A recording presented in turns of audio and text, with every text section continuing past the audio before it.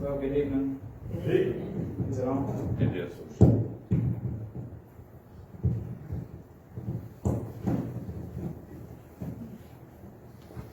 Thank you all for letting me do this tonight. It's a privilege. I'm humbled that the Lord let me do such a thing. It's preaching. Not everybody gets to do it. And tonight, the Lord didn't let me have a verse. And when He asked me to preach today, I was talking to my mom, and I asked her if she thought it'd be a good idea to tell my testimony. She said, yeah. And I heard about it, and I felt like it was something I should do. And in psychology class, they asked if there was one thing that changed my life, and I wrote my story, and we'll share it with you real quick. If there was one thing that changed my life, it would be when I was adopted. I was born in 2005 by my birth parents, and that's all I really consider them. I lived in a very hostile environment. I went through things that I wish upon nobody. I felt scared, hungry, and sad. I didn't think anybody cared about me. Shortly after that, I was taken out at about 4, I believe. I moved from house to house, and I thought that it was never going to end, and this would be for the rest of my life. But in 2011, I met my parents. Before I went to meet them, I had my doubts and thought I'd be in another house soon anyway. But as soon as I got into the car, I could tell that things were much different. But I didn't know what it was, but I liked it. When I stayed the night at their house for the first time, I was scared. I had seen things before that most people only see in movies. But I felt safe. They talked to me and seemed excited and happy to have me, which I was taken by surprise. They taught me a lot of things, such as being nice, using your manners, yes sir, no ma'am. And it sounds simple, but for me it was hard. I began feeling things that I never felt before, and it was compassion. They must have had a lot, because I could tell I wasn't a very easy person to guide. But they stayed in the fight, I guess you could say. I felt many other things, but there was one that stood out above the rest. And it was the first time I ever felt it, and it was love. They bought me clothes, took me shopping, let me eat at restaurants, they took me on vacations and other things that I had never ever done.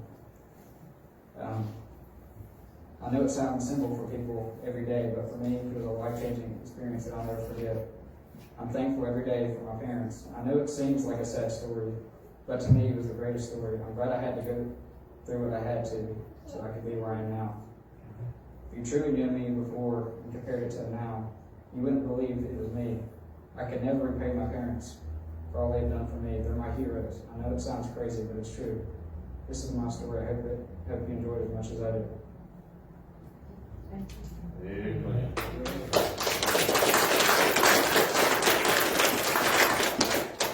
And after I got done with that, I asked the Lord if there was anything else He wanted.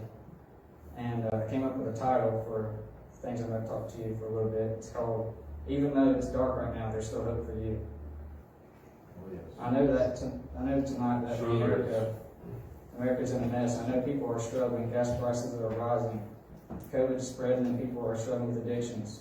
And things are not looking good, but there's a God in heaven that's in control of everything. Amen. And even though the world seems hopeless, you might feel hopeless, but the same God that gave me a second chance and saved me and called me to preach just today is the same God that can change your situation and put hope in your heart.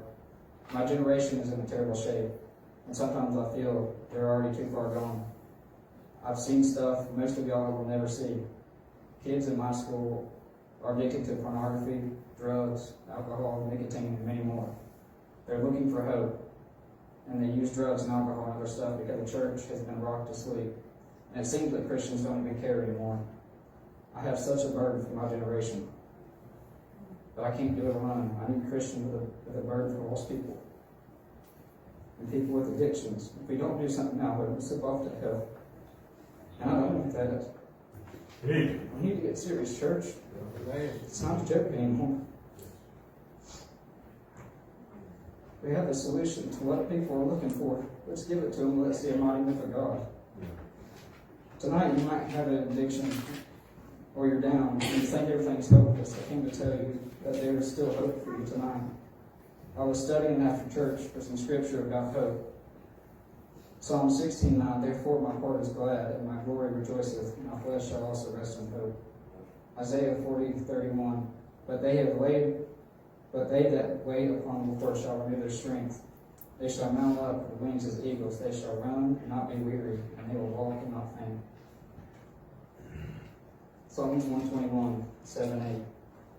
The Lord shall preserve thee from all evil. He shall preserve thy soul. The Lord shall preserve thy going out and thy coming in from this time forth, and even forevermore. Amen. Matthew 11:28. Come unto me, all you that labor and are heavy laden, and I will give you rest. I know times are tough, but don't give up. God will help you. If He can calm the seas, raise the dead, and give blind people sight, then He can help you in any situation. I would like to take this time to thank some very special people that have made a big impact in my life and the reason I'm standing here today. I would first like to thank my parents for never giving up on me and always being there for me whenever I needed them most. And my mom especially for teaching me the right way and leading me biblically ever since I've known them. I also like to thank Mark and Joey for being great men of God and have changed me and taught me so much. I honestly could say that these are the two best men of God on the face of this earth. Right?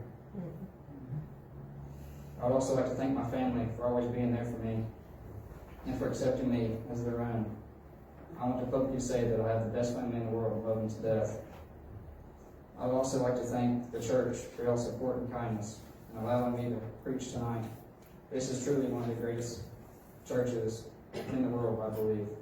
I wouldn't want to be a part of any other one. I would also like to thank D.R. Harrison and Voice of Hope Ministries. They have taught me so much and they have God's hand all over them. I'd like to be where God's at. And He's been here in a mighty way the last 2 weeks if you haven't been paying attention. And I believe that God has more to come if we'll seek Him and let God be God. And that's all I have tonight. Amen. Amen.